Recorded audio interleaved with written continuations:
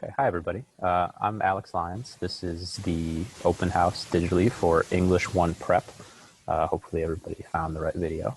I'm sorry about the headphones here. The audio on my laptop is busted, so I have to wear these things because I have a microphone. So hopefully everything is working okay. And I just want to talk to you a little bit about the English 1 Prep course and some things that that your students are going to do this year. Okay. So this is just a little bit of background about me. I actually went to Lyons Township. I graduated in 2009. I'm currently the head girls cross country coach, and I also coach the distance runners and track. When in the half of the day that I am not teaching the freshman prep course, I also teach the senior AP literature and composition class. The best way to get a hold of me is definitely email, especially in email. Email is the way to go for sure. The extension system is less reliable than I would like it to be. I check email all the time. Within 24 hours, I'll send you a response. It's also, on a related note, the best way for your students to get in contact with me if they need to get help outside of class. I realize this can be a little bit trickier in a remote learning setup where you can't just drop in by your teacher before school. So if anyone needs to see me for additional help on an essay, or if they have questions about something going on with the class, the best thing to do is just send me an email. And what I'll do is schedule a Zoom appointment for the student, and we will meet to work with whatever issue they have. The best times to do that, so teachers have meetings Monday morning, but Tuesday through Friday, I'm available to meet with students anytime before that 9 a.m. slot begins when they have their first class.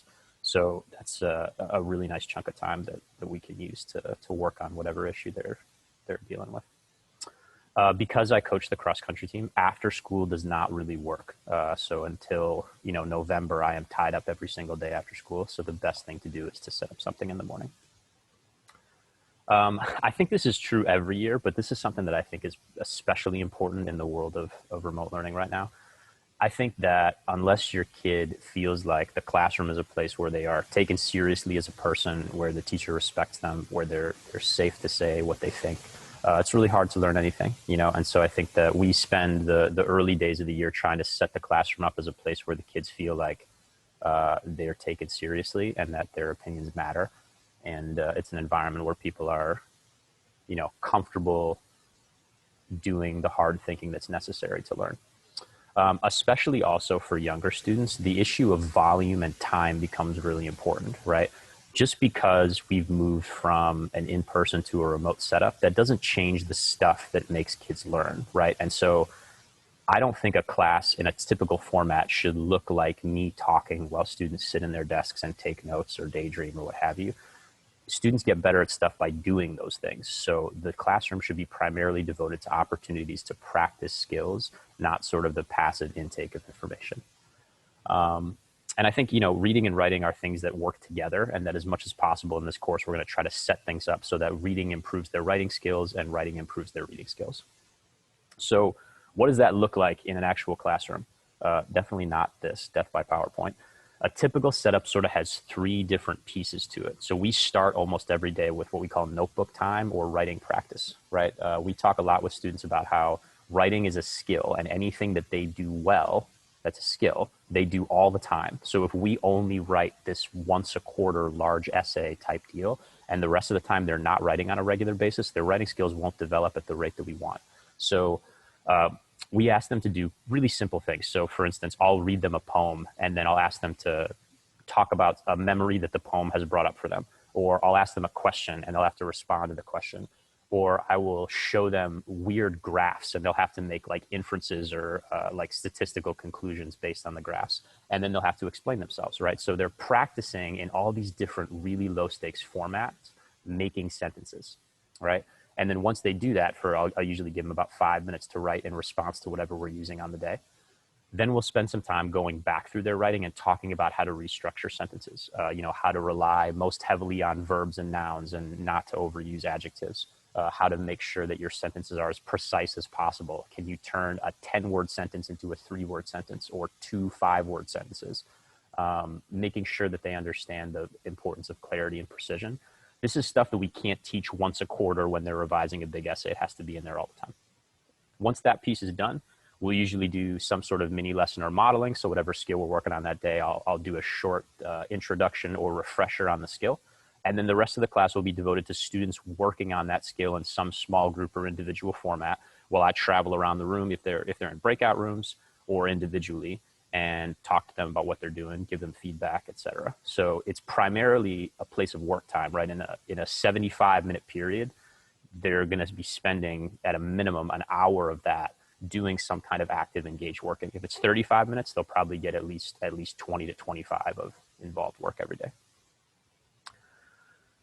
Okay, remote learning. What have we changed? So there's two pieces to this, right? There's the sort of interpersonal and the technical.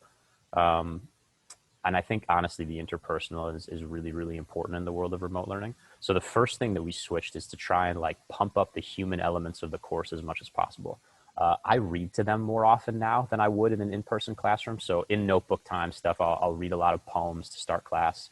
If we're doing short stories, I'll often, there's a short story called The Deep that we're going to read that's like 12 pages, 12 like computer copy pages. It's pretty long. So I'll read them the first like 3 or 4 pages, partially so that they can sort of get the rhythm of the sentences and make sure they're grounded in the basics of the story before I set them free to read on their own. But also because I just think there's something like, I don't know, nourishing about a person reading to you. You know, I think that in a spot where it can feel harder to have a really solid relationship with your teacher because they're just this box on a computer screen, I think that reading is a way to kind of pump up that human element. We share our writing a little bit more. So I'm asking them, even if it's in little bursts, like they have to put a sentence of their writing in the Zoom chat, or they have to read a sentence of what they wrote to a small group, or a lot of them will send me their notebook time sentences anonymously. So like they'll send it to me in the chat and I'll read the sentence, but I won't name the student that sent it to me. So we have all these different formats for them to share, and we're trying to really use those every day. We also use the breakout rooms a lot. Whether it's in small group formats, which we've already talked about, or this is the solution that I've found to the problem of individual conferring. I think the best way to teach writing is, I mean, certainly comments on drafts and things like that have their place, but the conversation where you can sit next to a student and talk about a draft they are actively working on is where a lot of the learning gets done. And it gives you an opportunity as a teacher to model specific skills, to show them how you would solve a writing problem. That stuff has to happen live. And so these breakout rooms are the place where I can do that, where I can skip around to a student and share my screen and say, here's a way you might solve this writing problem you've encountered, or here's what I'm seeing in the first couple paragraphs of your draft. And then the last thing we've done is we've increased the number of structured formatives. It's a little bit harder in the remote format to know exactly what your student is and isn't understanding just organically. That you can't just walk around the room and sort of have the pulse of the class like you might otherwise. So we just are making more and more opportunities where they're submitting things. They're not getting graded on more stuff. It's just I'm getting more tangible evidence of what they're understanding and what they're still struggling with. This is the stuff that we're going to read this year. They'll do some independent reading, free choice books where they'll have a chance to select anything they read within a pretty broad parameter. And then the first whole class text that we'll read is The Glass Castle, a memoir. We'll read The Curious Incident of the Dog in the Nighttime, Romeo and Juliet, some Odyssey excerpts, and then lots of poems, articles, and other supplementary texts. So if that's the reading, what does writing instruction look like in here? The primary thing that we try to do for students when it's writing instruction is to give them models of two different things, product and process. So let's say, for instance, we're assigning a narrative essay, right? You're going to write a memoir. We want them to see what a final product looks like. Like, this is what a really good writer has produced, and this is what you're aiming at. You're trying to make something like this. And then also we want to see models of process, like here's how to brainstorm an idea. Here's how to move from brainstorming to a draft. Here's how to revise sentences that you've produced. So they kind of need both, but a student should always have a sense of like what they're trying to produce, and then also what are the steps they need to take to get there. We'll do all kinds of writing in here. They'll do some personal essays. They'll do some traditional school and analysis essays, kind of research paper, argument-based stuff. They'll sort of touch all the various genres. Okay, this is important. There are 2 categories in the grade book that you will see on Infinite Campus. One is labeled formatives and one is labeled summatives. You may have already received this info in another class, but formative means it's a practice assignment. It's something that they're doing so that they can build the skill that they'll be graded on later. So a formative may go in the grade book and you may see your student got a 3 out of 5 or a 6 out of 10 on a formative assignment, but their grade won't go up and down. That's because it doesn't affect the grade at all. It's just a piece of evidence for you, me, and the student about where the student is at this particular time in their understanding of the skill.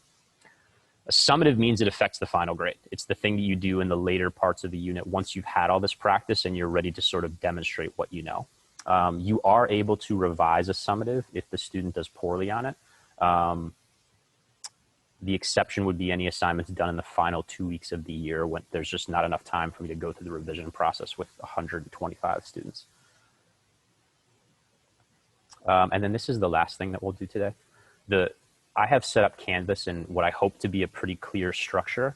There's a grid for every day of the year, right? So it'll say, Monday, 8/31, and then next to it will be all the materials for that particular day. Every single grid will have something called a daily outline, and it'll also identify your homework. Anytime a student is absent or their internet goes down for a day and they were unable to log into the class, the first thing that the student should do is he or she should go to Canvas. He or she should find the date of the class that they missed and click the daily outline. That's the first thing to read through. So instead of a student approaching me and saying, what did I miss? It's a much more productive conversation if they say, I read the daily outline and I'm not sure what the poem revision activity is. And then we can have a conversation about that. That speeds up the process so much and it makes it much, much easier for me. So please, if your student is ever absent or confused about where they can find missing work, this is the spot to direct them. Okay, that is everything that we needed to cover for the course. I hope this was useful, and certainly if you have any questions, feel free to send me an email. Okay, thanks for your time.